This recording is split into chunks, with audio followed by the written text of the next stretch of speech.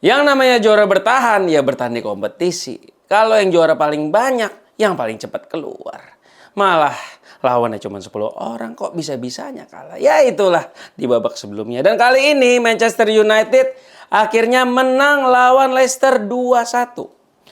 Di line up yang mengagetkan ini ternyata bukan Altay Bayindir, ternyata Bayindir itu cedera dan akhirnya Onana di kiper. Untuk 3 back di belakangnya tadi ada Nocer Mazraoui, Harry Maguire dan Leny Yoro.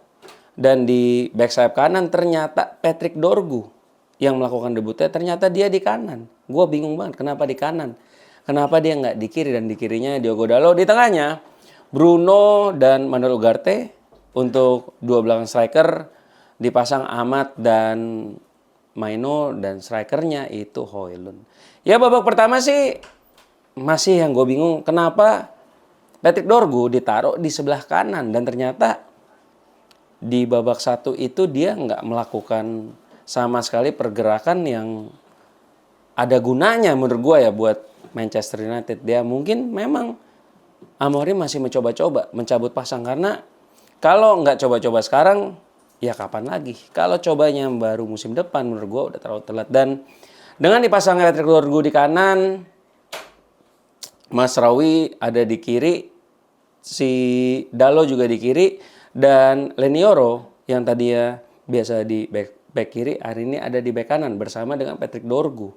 Dan otomatis di babak pertama itu Manchester United sama sekali nggak melakukan shot on target, dan kebanyakan di pressing, dan pemain Leicester pun juga marking man to man. Leicester pun juga ada berapa kali tadi gue lihat melakukan off target tendangan 4 kali.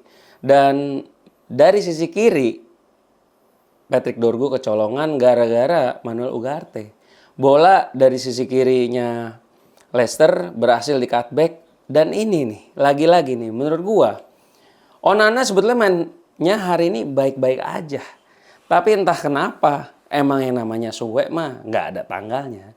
Bolanya udah ditahan sama Onana, tapi mantul ke pemain Leicester dan akhirnya gol. Ya babak 1 berakhir 0-1 untuk Leicester.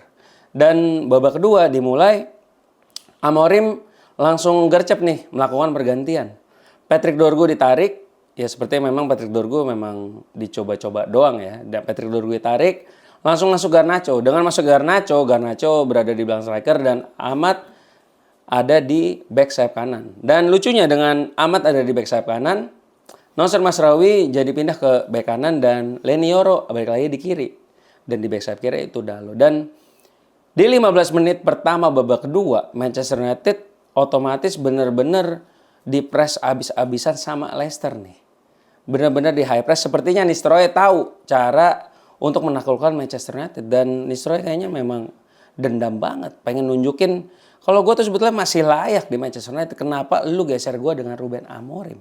Ya 15 menit pertama di babak kedua Manchester United agak keteteran, dan dengan masuknya Zirkzee ini merubah keadaan. Ya selain dengan Ahmad yang pindah di kanan dan nggak bisa menembus, otomatis sisi kirinya Manchester United itu kosong dan Garnacho bisa bergerak bebas untuk melakukan pergerakan. Dan kebanyakan pergerakannya hari ini buat gua itu benar-benar efektif banget sih. Dan dengan masuk kayak Zirkzee, dia bisa megang bola, posisinya di belakang Højlund. Akhirnya Garnacho dari sisi kiri, ya seperti ini memang udah skema lah ya, udah latihan yang sering dilatih sama mereka. Garnacho bawa bola dari kiri, habis itu cut inside ke tengah.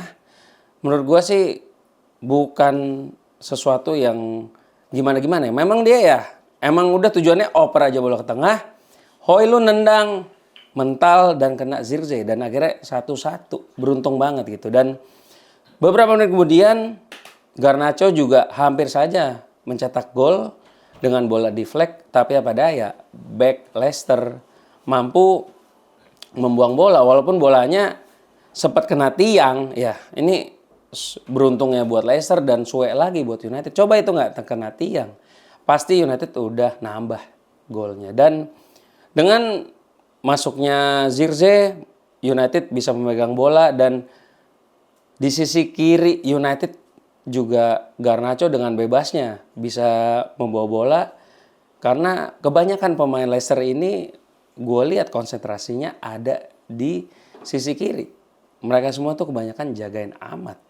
Dan Garnacho sempat mendapat satu kesempatan, dapat operan dari Dalo, dia nendang, tapi ya lagi-lagi ini karena egoisnya dia sih.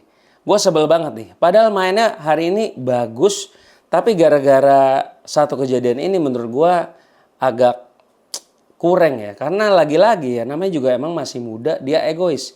Harusnya dia bisa oper ke tengah, dia malah nendang sendiri. Mendingnya on target, ini malah ya off target. Jadi tolonglah Garnacho lebih diperhatikan lagi lah.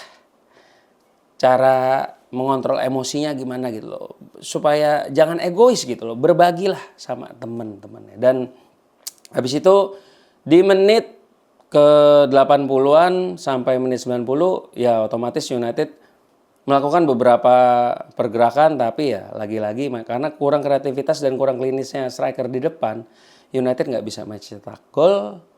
Lalu di penghujung terakhir menit 93 Manchester United dapat free kick, Bruno yang ngambil, dan akhirnya Maguire bisa mencetak gol. Jujur aja, kita semua senang. Gua senang Manchester United menang. Tapi buat gua itu United beruntung karena Harry Maguire itu berada di posisi offside. Kenapa disahkan? Karena emang kebetulan di babak kali ini belum ada VAR.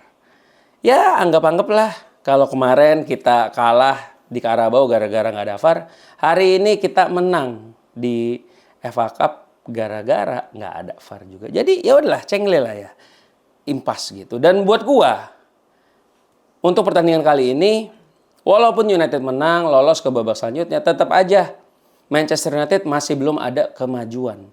Masih gitu-gitu aja. Jadi ya PR Amorim dari minggu ke minggu masih gitu-gitu aja. Masih belum bisa menemukan potensi terbaik dan posisi terbaik untuk para pemain Manchester United. Dan untuk selanjutnya minggu depan lawan Tottenham Hotspur, ya gue berharap Ruben Amorim belajar dari kekalahan pertama dan bisa membawa kemenangan buat Manchester United lawan Tottenham Hotspur minggu depan.